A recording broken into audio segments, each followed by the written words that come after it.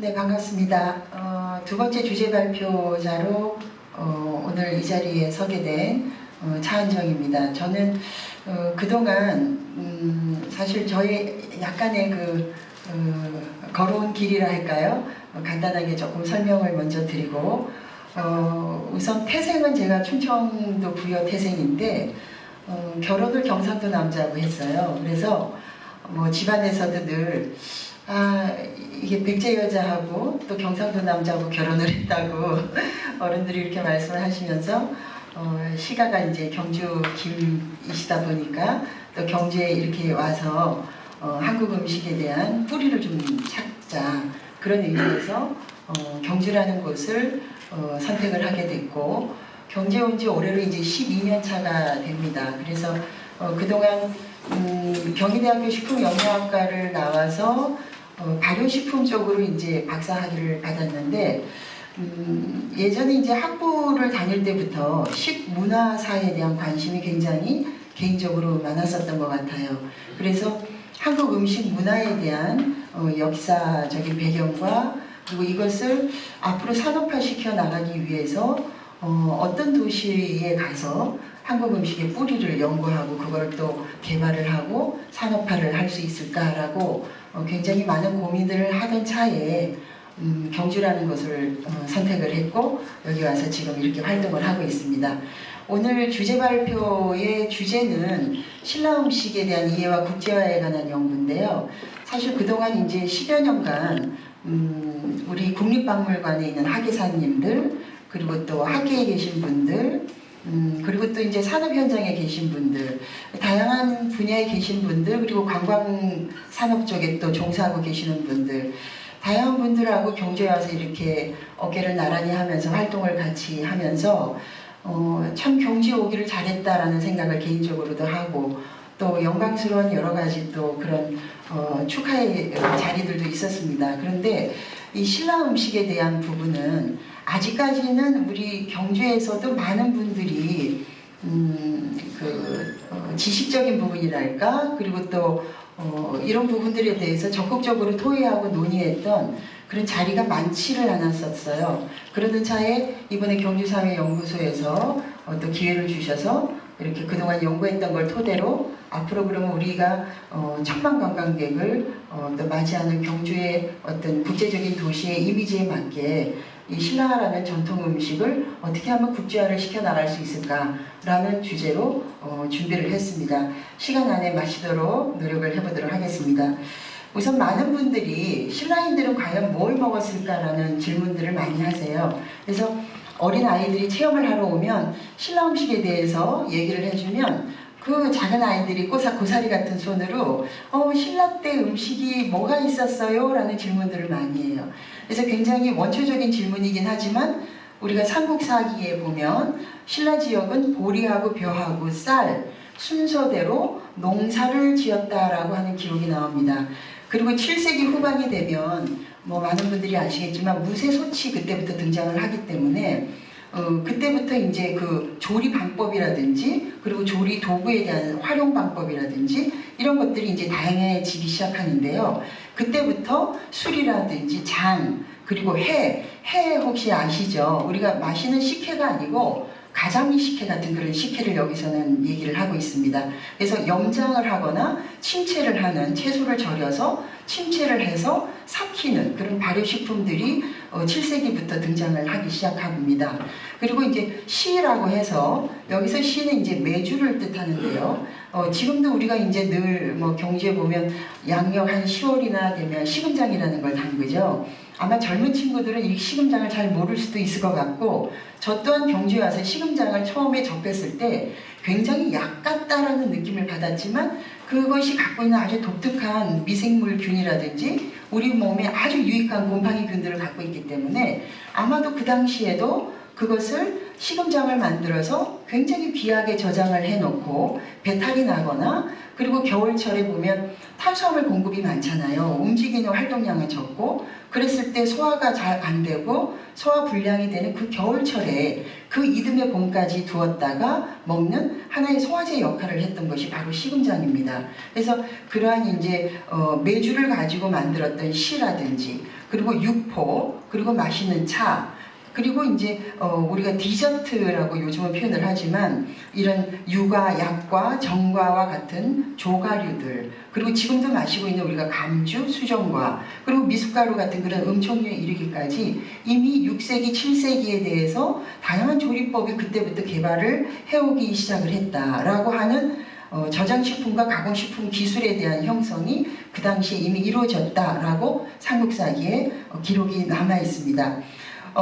그때는 이미 우리가 시전이라고 하는 게 있었기 때문에, 시장이라고 하는 것은 다 아시겠지만 식재료에 대한 어떤 공급들이 서로 교환이 이루어지고 있고, 그리고 또 물품을 조달을 하거나 왕궁에서 쓰는 여러 가지의 그런 쓰다가 남은 생산품들을 시장에 갖다 파는 그런 시전이 있었기 때문에 아마도 그때 당시에 식품의 유통 사업 자체가 굉장히 체계적으로 이루어졌었다라고 많은 학자들은 얘기를 하고 있습니다. 그런 이론에 대한 어떤 그 백데이터들은 신당서나 계림유사나 이런 기록을 살펴보면 굉장히 상세하게 잘 나오고 있다라고 말씀을 드릴 수가 있고요. 그리고 이제 저희처럼 이제 음식 문화를 연구하는 많은 학자들이 주로 많이 보는 문헌들이 있는데요. 그 중에 신당서라고 하는 기록이 있습니다. 이거는 우리나라에서 기록된 문헌이 아니라 중국에서 쓰여진 기록인데, 거기에 보면 신라 왕가의 식생활을 담당하는 상선국이 있었다. 이 상선국은 뭐냐면 항상 음식을 다루는 곳이다, 이런 뜻이죠. 그리고 포전, 빙고전, 약전 등이 있었으며, 신라조에서는 어떻게 나타났냐면 중간, 바다 중간에 섬에다가 목장을 따로 만들었다는 거예요. 그렇게 해놓고 소를 활로 잡아서 목축이 굉장히 활발했다라는 것을 우리는 그 기록을 보면 알 수가 있어요. 그런데 그때 당시에 삼국유사를 비추어서 볼 때 춘추공이, 태종무열왕릉이시죠, 춘추공께서 하루에 쌀 서말과 숫공 9마리를 드셨다라는 기록이 있습니다. 물론 혼자서 다 드시지는 않았겠지만 이미 탄수화물이라고 하는 쌀, 우리가 지금도 먹고 있는 주식의 쌀과 고기가 굉장히 그때 당시에 식생활에서 주를 이루었다라고 하는 것을 알 수가 있습니다. 우리 인체는 아시겠지만 탄수화물, 단백질, 지방이 섭취가 되지 않으면 에너지원으로서 쓸 수가 없죠. 그래서 지금에 와서 우리가 얘기하는 영양학적인 취지에서 봤을 때도 이미 신라 음식은 굉장히 이상적인 그런 식사 패턴과 밥상 구조를 가지고 있었다, 이렇게 말씀을 좀 드릴 수가 있습니다. 아주 재미있는 스토리텔링 거리가 있는데요. 그것이 이제 삼국유사에 보면 문무왕 때 문무왕의 동생 차득공이 이렇게 나오는데, 문무왕은 김씨고 동생이 차씨라고 나오는 걸 보면 아마 이제 서자였다라고 하는 학계에서의 그런 이야기들도 있습니다만, 문무왕 때 동생 차득공이 재상이 되어서 안길이라는 친구가 찾아왔을 때 50가지의 찬을 차려서 연회를 베풀었다라고 하는 기록이 나옵니다. 근데 그 50가지가 과연 무엇이었다라고 하는 기록이 없어요. 우리가 이제 음식뿐만이 아니라 굉장히 많은 장르의 분야의 기록들이 다 불타서 없어져 있고, 또 이런 부분들을 사실 음식 문화사를 연구하는 제 입장에서는 굉장히 갈구할 수밖에 없는 부분이죠. 그러나 그것을 경주에 와서 국립박물관에 있는 학예사들과 같이 만나서 그때의 유물이 무엇이었는가, 그리고 벽화에는 어떤 그림들이 음식과 관련된 그림들이 나타나 있는가, 그리고 현재 경주의 어르신들, 연세가 많이 드신 할머니들, 옛날 본인 할머니, 본인 고조 할머니, 이렇게 윗대에 어떤 음식들을 먹어서 왔는가라고 하는 구전적인 자료도 음식 문화사를 연구하는데 굉장히 중요한 부분입니다. 그래서 이 50가지라고 하는 이것이 과연 무엇이었다라고 하는 기록은 찾을 수 없었으나, 현재까지 경주에 전해 내려오는 음식들을 보았을 때 굉장히 우리는 고유한 식생활, 그런 라이프 스타일을 가지고 있어서 신라 음식이라고 하는 하나의 어떤 음식 문화는 우리나라를 대표하는 음식 문화다라고 말씀을 드릴 수 있을 것 같습니다. 이런 부분들을 우리가 이제 스토리텔링을 해서 또 현재 지금 대한민국이 잘 아시겠지만 이 문화 사업에 대한 개발 콘텐츠 사업들이 굉장히 방대하고 상당히 정책적으로도 지원이 큽니다. 뭐 잘 아시겠지만 사실 싸이가 그 2등까지 올라갔었지 않습니까? 빌보드에. 그러다가 이번에 BTS가 1등으로 올라갔어요. 그래서 최근에 그런 얘기들이 있죠. 야, 이제 BTS에다가 주식을 투자해야 된다. 근데 사람한테 주식을 투자하는 건 굉장히 위험하다는 거죠. 왜냐하면 그 친구들이 또 일을 하다가 또 안 할 수도 있고 이렇기 때문에. 그렇지만 일간에서는 지금 주식시장이 들썩거릴 정도로 이 한류라고 하는 이 부분에 굉장히 전 세계가 주목을 받고 있다. 이런 차원에서 우리는 작은 이 경상북도 안에 경주라는 곳에 있지만 전 세계는 대한민국을 바라보고 있기 때문에 이 한류라는 어떤 바람과 신라 음식을 문화 개발의 어떤 콘텐츠 사업으로 이거를 성장시켜 나간다라 그러면 굉장히 저는 앞으로 경제 효과와 일자리 창출이 커질 거라고 기대를 하고 있습니다. 그래서 경주가 한국 음식 문화의 뿌리였듯이 이런 음식 한류를 리드하고 또 관광 산업 활성화에 기여하는 그런 계기가 좀 되었으면 좋겠습니다. 우선 이 자료는 여러분들이 지금 가지고 계시는 논문집에 기록이 다 되어 있습니다. 그래서 이걸 하나하나 설명을 드리기에는 시간적인 한계가 있어서 논문집으로 대체를 하도록 하고요. 우선 가까운 경주 미추왕릉이나 황남동, 황성동 인근에 이렇게 자두나 복숭아, 지금도 우리가 먹고 있는 연밥이라든지 콩, 뭐 뻐찌류, 머루 이런 씨앗들이 발견이 되었었고요.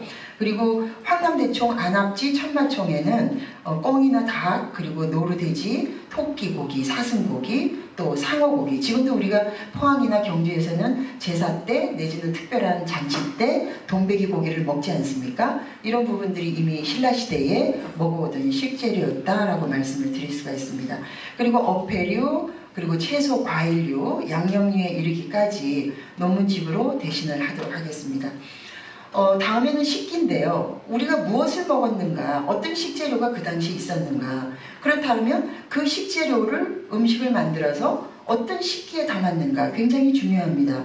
그래서 지금은 우리가 식당에 가면 굉장히 가벼운 스테인리스 소재를 많이 사용을 하긴 하지만 그 산업화와 더불어 또 과학과 더불어 또 편리성과 더불어 세상은 이렇게 변하고는 있습니다. 그러나 외국 사람들이 한국에 와서 스테인리스 식기에 담겨진 밥을 먹고 감동을 받지는 않아요.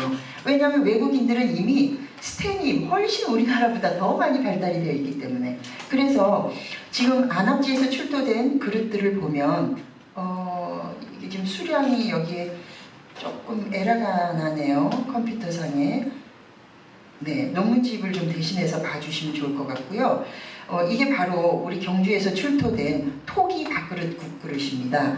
그리고 이미 실크로드를 통해서 유리 산업이 그때 당시 굉장히 많이 발전을 했기 때문에 유리컵들이 발견이 됐고요. 그리고 청동, 합으로 돼서 뚜껑을 반드시 덮었다. 왜냐하면 여름은 여름대로 습기가 음식은 많고 겨울은 겨울대로 따뜻하게 보온을 유지를 해야 되기 때문에 우리는 지금 편리하게 뚜껑을 굳이 덮지 않고 밥을 먹지만 그 당시에는 반드시 합을 썼다. 이렇게 기록이 나옵니다.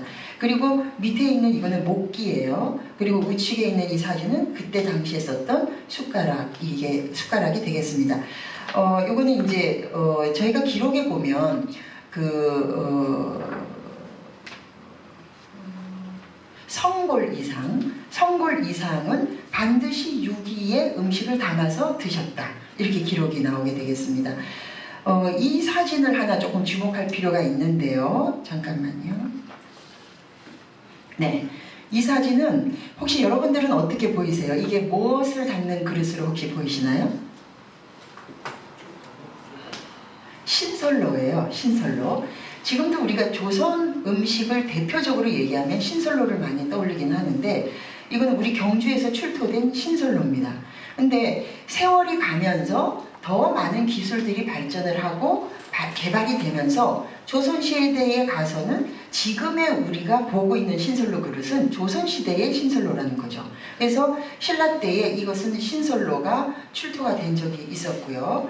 그리고 이제 조리도구로 이미 그 당시에 시루가 나왔기 때문에 찌는 음식이 그때부터 이미 발달을 했고, 찌는 음식이라는 거는 떡도 해당이 되고 또 우리가 밥도 해당이 되고 여러 가지 음식들이 해당이 됩니다. 그래서 이 철로 된 그 시루라든가 이렇게 도자기로 된 시루라든가 이런 부분들이 어떻게 조리를 했을 것인가를 유추할 수 있는 굉장히 좋은 자료라고 볼 수 있습니다. 나머지는 이제 문헌을 통해서 조금 참고를 하시면 좋겠고요. 그렇다면 이렇게 훌륭하고 역사도 가지고 있고 역사도 깊고 또 문화적인 어떤 콘텐츠로 사업을 할 수 있는 이런 신라의 음식을 어떻게 하면 국제화를 시킬 수 있을 것인가 라는 방안을 제시하도록 하겠습니다. 우선 첫 번째는 외국인이 경주에 굉장히 많이 오는데요. 사실은 단 한 번도 외국인을 대상으로 우리 경주 음식의 기호도 조사를 해본 적이 없어요. 그래서 이것은 반드시 우리가 해야 될 몫이다 이렇게 생각을 합니다. 그리고 두 번째는 요리 학교 설립이 굉장히 중요하다고 생각을 하는데요. 우선 이 사진은 해외 사례인데요. 어느 나라든지 선진국을 가게 되면 요리 학교가 하나씩이 다 있어요. 그 중에 하나는 일본, 가까운데 일본에 가면 쯔지 요리 학교가 있고, 또 미국에 가면 시아이 요리 학교, 프랑스에 가면 르꼬르동 블루, 스위스에 가면 로젠 학교. 굉장히 유명한 그런 요리 학교들이 다 있게 되는데, 이 요리 학교들은 그냥 단순히 요리만을 가르치지 않아요. 그래서 그러면 이 요리 학교가 무엇을 하는가? 문화사절단 역할을 합니다. 여기 학생들이. 그것은 무슨 얘기냐면, 이 사진은 지금 미국 시아이 요리학교의 캠퍼스 사진입니다. 여기는 1946년에 두 여성분이 미국에서 거의 이거 쓰지를 못하고 있던 양조장을 미국 정부에다가 얘기를 해서 미 정부의 지원과 많은 이런 시스템을 갖추고 하면서 1946년에 시작된 학교입니다. 세월이 지금 60년이 훌쩍 넘었지만 초창기 때는 뭐 당연히 학생들도 아주 작았고 지금의 캠퍼스처럼 이렇게 크지를 않았습니다. 그런데 이것이 확대되어 나가고 이것이 세계적으로 또 입소문을 타고 이렇게 퍼져나가면서 전 세계에서 지금 미국 시아이 요리 학교에 저희 한국인만 하더라도요 3,000명 이상이 유학을 가했습니다. 이렇게 그러면 이 학교에서 무엇을 가르치는가? 사실 미국은 전통 음식이 없어요. 우리 선생님들 다 잘 아시겠지만 70년도에 산업화 혁명 이후에 프랑스와 이태리에 있던 많은 셰프들이 산업혁명 이후에 미국으로 넘어옵니다. 그래서 그 넘어온 셰프들이 갈 길이 없고 할 일이 없는 거예요. 그러면서 미국에서 자그마한 레스토랑을 차려서 시작하게 된 게 미국의 외식 산업의 시작이었어요. 그래서 어떻게 보면 미국은 오리지널 음식이 없어요. 오히려 이태리 음식이라든가 프랑스 음식을 다 전수받고 문화적으로 이렇게 영향을 받은 음식들입니다. 그러면 이 학교에서는 무엇을 가르치는가? 전 세계 음식을 가르쳐요. 근데 왜 이렇게 전 세계인들이 이 학교를 가는가? 그건 뭐냐면 음식을 가리키되 이 학생들이 직접 레스토랑을 운영을 하게 합니다. 그리고 연말이 되면 파머스 파티를 해요. 그게 뭐냐면 이 요리학교에서 쓰는 모든 식자재들을 그 지역에 있는 농가들에서 생산되는 것들만 100%를 사용을 합니다. 그래서 파머스 파티를 하면서 농민들을 불러서 이 요리학교에서 당신들이 그렇게 피땀 흘려서 생산한 많은 식재료들을 우리는 다른 데 마트에 가서 사는 게 아니라 여러분들의 손길을 통해서 이 재료를 사서 이렇게 운영을 하니 여러분들의 위대함을 박수를 쳐드린다라고 해서 매년 12월 24일 크리스마스가 되면 파머스 파티를 하는 겁니다. 그래서 그러한 요리 학교가 단순히 어떤 기능을 가리키는 학교가 아니라 다양한 문화사절단의 역할을 하면서 지역에 있는 농업국가와 함께 연계해서 네트워크가 굉장히 긴밀하게 시스터마이즈가 되어 있기 때문에 그런 부분에 있어서 자긍심이 굉장히 크다라는 거죠. 그래서 아마도 우리 경주가 뭐 1년에 한 2천만 원, 3천만 원 작은 금액들의 메뉴 개발 사업들을 오늘도 여기 의원님 또 하셨던 분들도 우리 와 계시지만 2천만 원, 3천만 원 짜리의 그런 메뉴 개발 사업들을 해마다 지원을 하고 있습니다, 사실. 그런데 그런 작은 사이즈의 메뉴 개발 사업을 그렇게 계속 지속적으로 하는 것도 물론 중요하겠지만 어떤 전통이라고 하는 메시지와 문화를 관광산업에 연결을 시켜서 그 뿌리를 지속적으로 차세대까지 우리가 후대까지 그것을 연결시켜 나갈 수 있는 정책적 방안을 모색하지 않으면 우리 경주의 신라 음식과 국제 방안은 앞으로 설 자리가 없을 것이다 라고 과감하게 말씀을 드리고 싶습니다. 시간이 다 돼서요. 이거는 뭐냐면 사실 봉은에 가면 굉장히 좋은 건물들이 많아요. 그리고 또 경주에도 인구가 많이 줄고 학교도 폐교가 되다 보니까 굉장히 지금 이렇게 문 닫혀 있는 곳들이 좋은 건물들이 많습니다. 그래서 물론 새로 짓고 뭔가 모든 걸 새롭게 하는 것도 물론 좋겠지만 그러한 어떤 그 건물들이나 시설들을 활용을 잘 해서 이렇게 여러 가지 뭐 농가하고 연계하고 또 푸드쇼 같은 것들도 같이 연계해서 할 수도 있고요. 평생교육과 학점은행제를 또 시스템으로 해서 또 발굴되는 학생들에게 일자리를 창출하고 하는 그런 연계 강화를 할 수 있는 코어 역할로 요리학교 설립이라고 하는 부분을 이번 주제에서 강력하게 좀 이렇게 제안을 드리고 싶습니다. 네, 시간이 다 돼서 아마 강사님 옆에 와 앉아 계신 것 같은데요. 물론 우리가 뭐 992년이라는 신라의 역사 속에 몇몇이 또 전해 내려온 우리 신라의 전통 음식이 있습니다만 그 수천 년간의 음식 문화를 어떻게 15분 만에 모든 걸 또 다 표현을 하겠습니까? 그러나 그것은 우리가 현대에서 살아가면서 누구나 먹고 사는 식생활이라는 부분은 배제시켜 놓고 살아갈 수가 없기 때문에 이런 부분들은 함께 고민하고 그것을 실천해 나갈 수 있는 그런 경주사회연구소가 됐으면 하는 바람으로 제 발표를 마치도록 하겠습니다. 감사합니다.